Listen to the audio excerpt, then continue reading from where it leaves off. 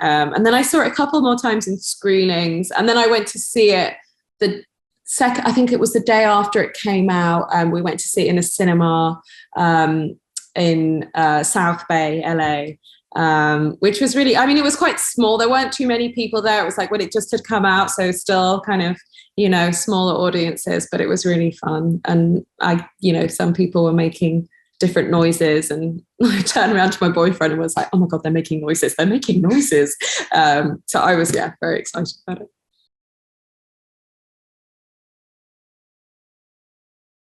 Welcome to the SAG-AFTRA Foundation's Conversations at Home program. I'm Alex Ago. Now it's my pleasure to introduce the star of Barbarian, Georgina Campbell. Thank you so much for joining us. Hi, I'm happy to be here. Congratulations on the great success of Barbarian. It's really exciting to see a film that is this sort of daring in its surprises, finding an audience here and doing so well. Yeah, I mean it's incredible. The response that it's getting is really amazing and really exciting, and I think everyone that's been involved in it is really happy. It's really one of those rare films where you get so much more from the film than what they reveal in the trailer, and so as such, it's a movie that I think continues to really impress people. The word of mouth that came out of screenings that we had here in Los Angeles, I think has really encouraged a lot of people to take a chance on seeing the film. So I'm very curious to know what the script was like when you first came across it. The script, I mean, when I first came across it, the script was pretty much what was filmed. It was, I thought it was a fantastic script. It was really, really well written. The dialogue was really good. And I was really taken by those kind of surprise jumps that happen from act to act. And I just thought it was brilliant. And I really liked the tone of it. It took me a moment to figure out the tone of it because I knew that it was a horror. And then reading it, it took me a while to kind of realize that it had this kind of funny, tongue-in-cheek type of humor to it, especially by the end of the script. I kind of fully got the tone and really loved it. And it's the kind of movies that I like. And I really love horror movies that can put humor into it and then also kind of almost use the humor to wrong foot the audience and then kind of come in with like a really horrific moment.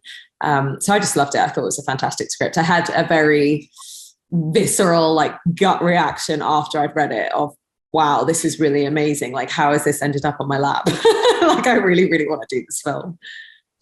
What I think is really impressive about particularly that first half an hour is that there's incredible tension in the film. And that's essentially purely from the performance that you and Bill give. And I was reading that Zach Kreger, the writer-director, had intentionally wanted to present a situation which would be full of red flags that a woman would understand in terms of a situation that she's thrust into, but that wouldn't be obvious to a man sort of occupying that same space. So I'm curious how much of that immediately came out of the script and what sort of felt like decisions made once you were actually staging it with Bill. It's really interesting. I think the first time I read the script, to be honest, I was it's a big story and there's a lot of things that are going on. So I don't think I quite captured the nuances until I spoke to Zach and kind of read it a few times.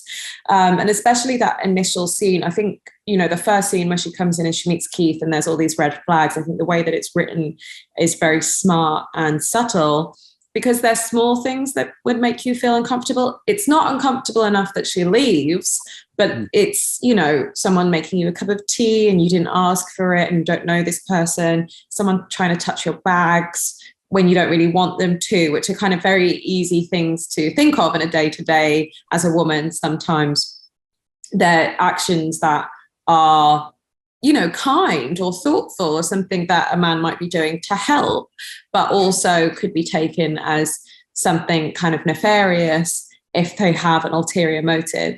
And I thought that was really interesting, playing the subtleties of it because it's not too much that she wants to leave, and then sort of building it to a place where they finally become friends, really, and kind of there's a romantic chemistry between them. And I think the fact that Keith's character calls it and realizes that that's what's going on, and then does this kind of very affable monologue about the bottle of wine and the fact that he doesn't want to open the wine if she's not there because he knows that she's worried. And I think that kind of breaks the ice between them. But it was very interesting to kind of see written, especially from a man's perspective, because he'd read a lot of books and about fear and about red flags and about this kind of maybe female intuition when something doesn't feel right.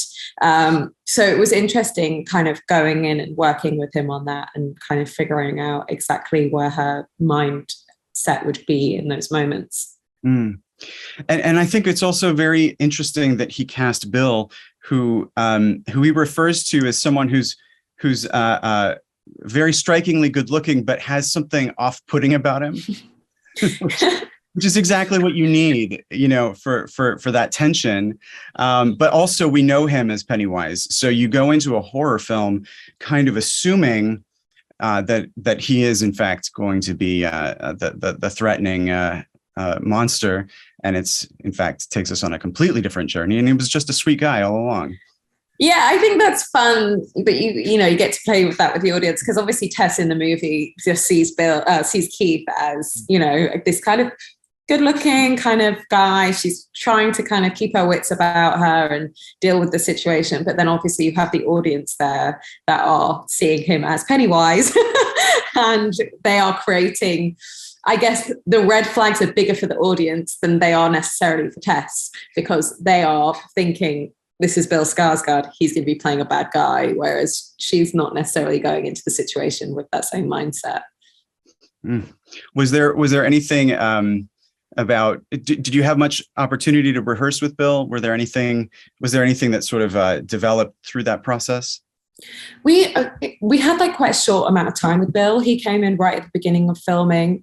So I think we had one kind of read through with Zach where we sat and we spoke about the scenes, and that was really nice and kind of very easy way to get into it.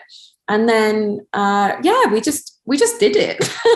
And I think the nice thing about it is that these two characters don't really know each other, so there wasn't a backstory between the two of them that we needed to build.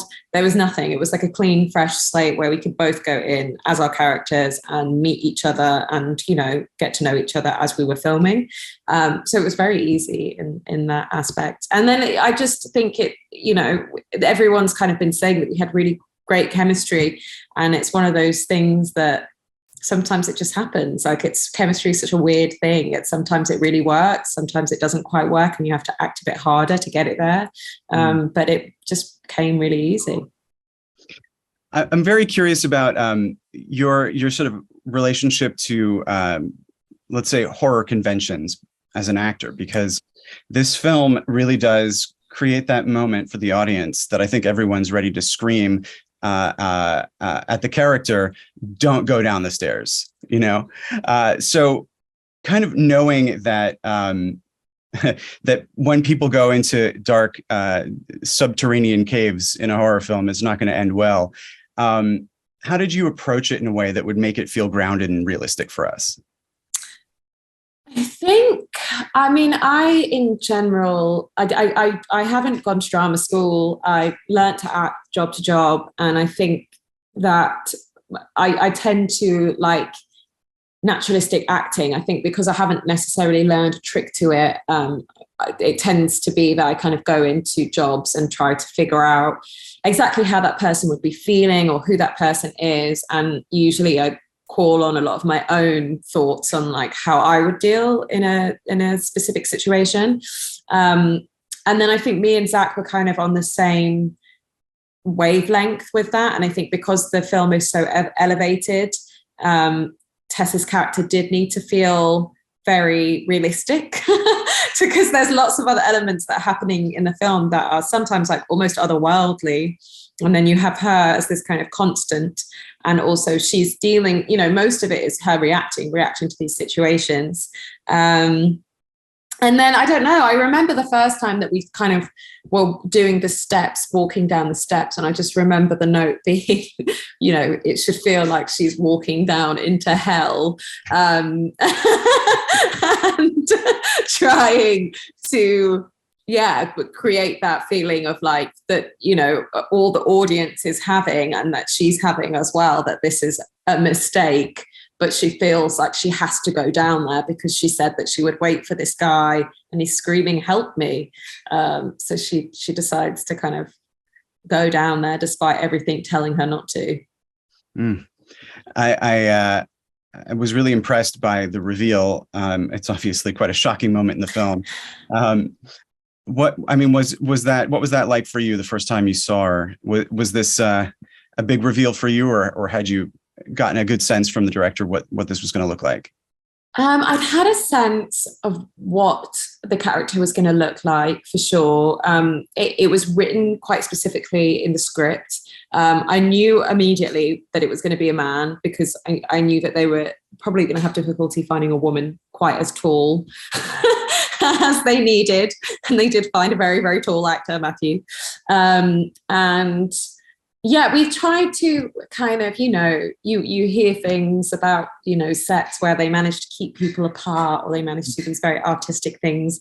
And we spoke about it a bit, me and Zach, the idea of like, oh, maybe the first time I get to see this creature is the first time. But logistically, it's just a nightmare. There's just no way, you have to do blocking. And also Matthew, the actor, he also has a choice in how he wants to work and be on set and be around. And so I'd seen him before. He was in the prosthetics. I saw him in the prosthetics, and it was just really wonderful. He's a really fantastic actor, and he the physicality, everything that he put into that character, it was just miles away from who he is as a person. So it was really incredible seeing that come to life. And he's also one of those amazing actors that somehow you call action and they're there and they're so in it, and then you call cut and he's, back to Matthew. He was very good at kind of going in and out, which was enjoyable. The first time that we see you in the, I guess the jump in time, there's this really amazing expression when you reveal, like, drink the milk. It just wants to, it just wants to take care of its baby, where there's a sense of, is she just terrified, or has she kind of lost it in this process of being kept prisoner down there? And I'm curious what your thoughts were in terms of how you were going to play the character after this trauma, because you do still need to obviously escape where you are and everything else in terms of trying to go back and rescue Justin's character. But at the same time, the situation is so bizarre and so terrifying that it could have made any normal person crack. Yeah, it was interesting. We spoke about that. I spoke with Zach, obviously, about that, where the reveal that she's still alive, and that there certainly is like an element of unhingedness to her and how long she's been there, that she's managed to survive by figuring out exactly what to do to placate the monster. And that there's a moment, it's also a big moment of like, there's someone there. So she's managed to placate. She's almost probably kind of come outside of herself in this effort to just be calm, do what she's meant to do. But then suddenly AJ appears, and there's suddenly a new lease of, this could be, I could escape, we could get out of here. And then obviously it was interesting, because then it was, it was really hard. It was that idea, she's been down there for 2 or 3 weeks. What has she been eating? Has she just been drinking milk? Like, she obviously would have lost her mind a little bit. And when we did a sequence where she first gets out and she's going to find help, and the first time we filmed it quite slowly, because we were sort of like, she'd be tired and depleted, and she wouldn't be quite working on kind of every level. But then when they got to the edit, it was just too slow, because everything needs to ramp up energy wise. Everything becomes life or death. So we had to reshoot that. And then I think it becomes, just trying to keep the energy of it and the stakes of it up throughout the third act. So it just, everything starts moving very fast. And then she kind of comes back and is trying to save the day. And there just had to be like a big spike of adrenaline, I suppose, that you could kind of get away with saying. She gets herself back quite fast because of the adrenaline of the moment. Maybe not the most realistic, but, you got to keep it well paced. I'm curious if you go so far as to sort of explicitly lay out with Zach exactly how she managed to not get murdered immediately. Yeah, I mean, we didn't go too far into that. I think sometimes, in movie magic, there has to be a little bit of like leeway of going, let's just kind of, she survived. We don't quite know exactly how, but I think the idea that which we already kind of built into her character with the talk of her ex-boyfriend, is that she's someone that gets into kind of toxic relationships and molds herself to these people and keeps trying and trying and trying. I think the idea that like she's got into this situation with this creature and has had the intuition and ability to very quickly realize what this creature wants and to give it to them, and to realize this creature wants to look after me, this creature wants to baby me, and if I just do exactly what they want, then I'll survive. And I think that's really what's happened, is that she's just managed to kind of do what this creature wants. Well, it certainly does. I think, understanding the creature's origin and the continual play of the baby care video really does add this real tragic dimension, so that at the end, when you have to shoot her, it's both, obviously a necessity, but also to some extent a tragedy. And tell us a little bit about the ending, how you wanted to play that, if Zach had always sort of envisioned that as the ending. And I mean, when I saw it, there was applause, as you were sort of walking back to rejoin civilization. So obviously there's a catharsis there. Yeah, I think I'm trying to think about when I read it. I don't think I read it as being quite so kind of poetic and kind of emotional. I think that definitely, I think Matthew brought a lot of that into that ending, that finale. I think I was very stressed about that final film, or that the final moment. I was kind of, there's a lot that's happened. She's fallen off a building and she's been shot, and there was just kind of a monumental amount of things that this character had been through, and I was kind of very concerned about how exactly to play that final moment. And I actually, on the day of filming it, we had no time. The sun was about to come up. We were doing a night shoot, and I think we only got about one take of that. And I was not happy because I didn't think I had hit it. I wasn't sure if I'd hit the emotion of it. But when I rewatched it, I kind of realized that really it's really Matthew's moment. It's this creature's moment. And as an audience, that's the character that you're having a revelation of. It's her revelation, this moment of like, oh, she's not a monster. She's this caring, poor kind of creature that's been treated terribly her whole life. So it was a really interesting relationship with that scene, because now when I look at it, I just love it, and I just think Matthew does such an incredible job, and I just think it doesn't really matter what I do because I think he just sells that ending so much. That was definitely a little lesson in kind of, not putting too much pressure on yourself or your character all the time. Sometimes, the moment's for someone else rather than necessarily for you. We also get Matthew ripping Justin's head apart in one of the great moments of 2022 cinema. Was that all practical on set? Were you there for that?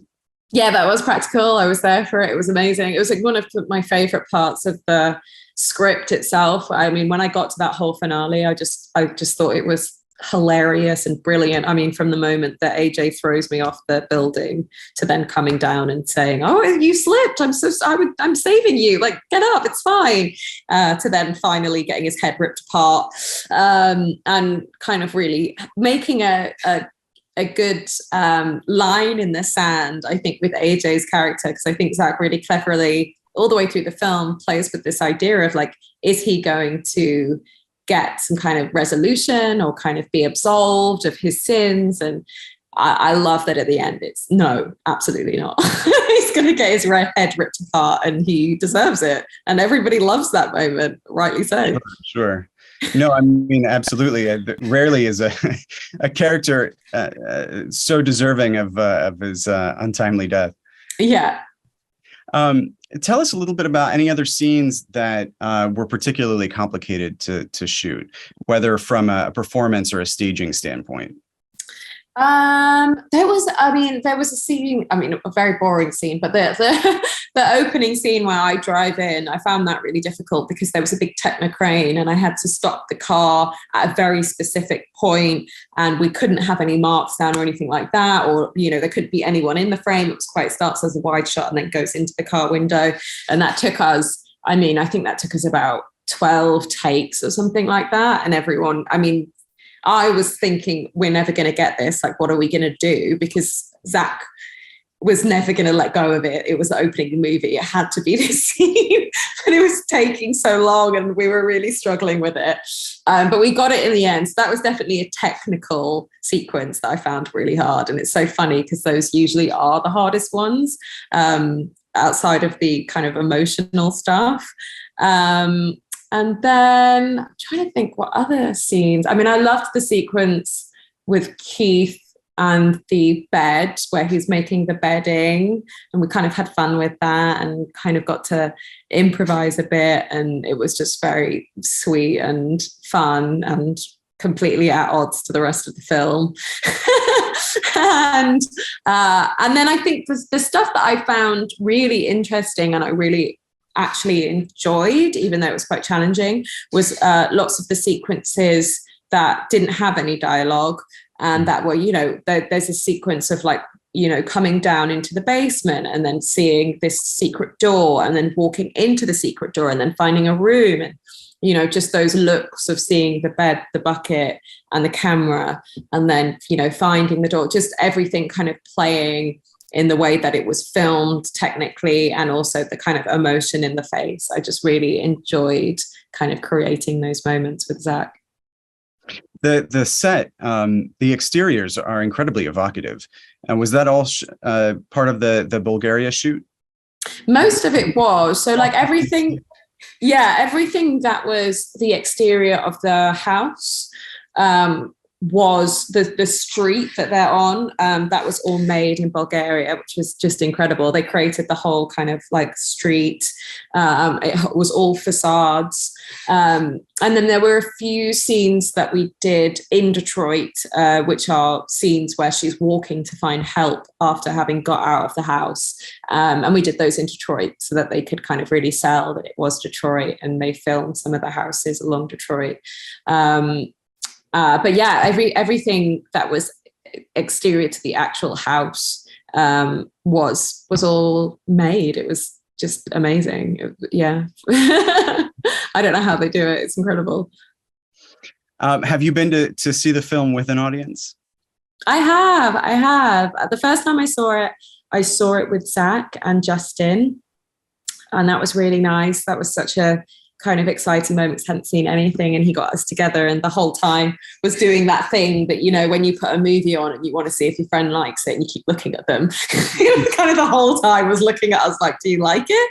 And then the second time I saw it was in a screening with people that had come to see the screening, and that was amazing. And then I saw it a couple more times in screenings, and then I went to see it I think it was the day after it came out. We went to see it in a cinema in South Bay, LA, which was really, it was quite small. There weren't too many people there. It was like when it just had come out, so still kind of, smaller audiences, but it was really fun. And some people were making different noises, and I turned around to my boyfriend and was like, oh my God, they're making noises. So I was, very excited about it.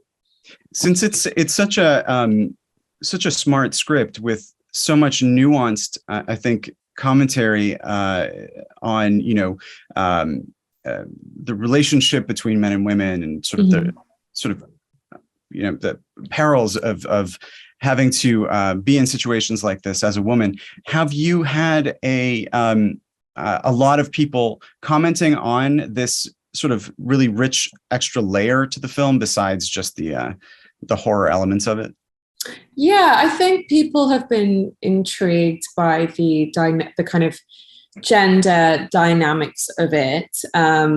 People enjoying and also being infuriated by Tess's, consistent going back, and in the end, trying to kind of like save all the men of the film, which I think is a fun kind of twist. Absolutely. On that kind of final girl element, having her actually trying to be the savior. And then obviously a lot of people commenting on the Me Too parts of the film and AJ's character. But I think I really like the way that Zach wrote the film, because it doesn't feel too heavy-handed, and I feel like he kind of lets those conversations kind of breathe and doesn't necessarily kind of smack you over the head with an agenda or like a very distinct opinion. So it's been kind of fun hearing other people's opinions on it and hearing audiences kind of, some people really don't like it. Some people, which is completely fair. And some people have liked it and have kind of understood what Zach was trying to do with that character. So it's been interesting reading all the different commentary. And of course, just even casting Justin against type was really fascinating. Yeah, I mean, he's fantastic and just great. I mean, I think it reminds me a bit of, Promising Young Woman. It was kind of very similar, that they cast actors that you see as being affable and likable, and then kind of putting them into these roles that are, really disturbing, which is realistic, because, disturbing people in real life don't always look disturbing. Sometimes, it's a wolf in sheep's clothing. So I'm curious, as this film continues to do well, if you're continually drawn to the horror genre, if it's something that we'll see more from you soon. Well, I guess, I'm doing, there's a film I did last year called Lovely, Dark and Deep, which has elements of horror. It's kind of a horror drama type film. So that I'm not sure when that comes out. But that, I did kind of like, that came quite close to when I did Barbarian. And then Bird Box Spain, that I shot in Barcelona earlier this year. And that definitely, again, is kind of horror drama elements, not straight horror, not quite as horror as Barbarian, but was really amazing. And kind of, I had an experience that I've never had before of working with people who were speaking a different language, and a language that I don't speak. And that was a very strange and interesting and kind of very beautiful experience to kind of be on a set with, Spanish people, German people. It was like kind of, lots of different European languages were spoken in the film. And in the future, I don't know, I love horror, so I'd happily do horror again if it's the right script. If it's a very good horror script, I'd be happy to.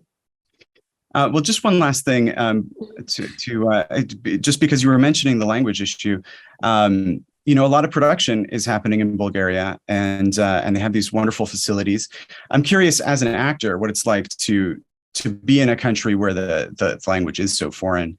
Sort of how is that experience like in terms of preparing for the film? I don't know. I mean, I've been acting for a really long time. I started acting when I was about 16. So I'm like very used to traveling abroad for jobs. I've kind of traveled all over Europe doing different jobs. So it's, I mean, usually the jobs that I'm doing are English speaking films. Everyone that's working on set is English speaking.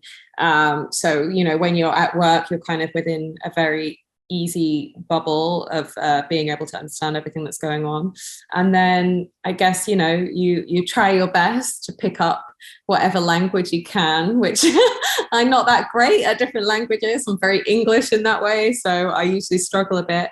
But it's so enjoyable. It's like, definitely a perk of the job to be able to go and discover different places. And I probably wouldn't have thought of going to Bulgaria before. It just wasn't somewhere that was necessarily a thought of like, oh, I'd love to go on holiday there. But I absolutely loved it, and I'd love to go back. I thought it was such a beautiful place. So it's exciting being able to kind of find those places through work. You're just out of Sofia? Pardon? Were you just? Oh yes, yeah. We were in Sofia. We're in Sofia. Yeah, it was lovely. Beautiful, beautiful country. It's so nice. Thank you so much. I really had a great time talking to you, and of course, just absolutely loved the film. So I'm excited to see it do well, and I hope that it inspires more people to, first of all, release trailers for their movies that don't give away the whole film. Yes, I tell you what a nice surprise it was to know that I had no idea where the film was going. Yeah, it's a great trailer. All right, well, thank you so much. It was so lovely talking to you.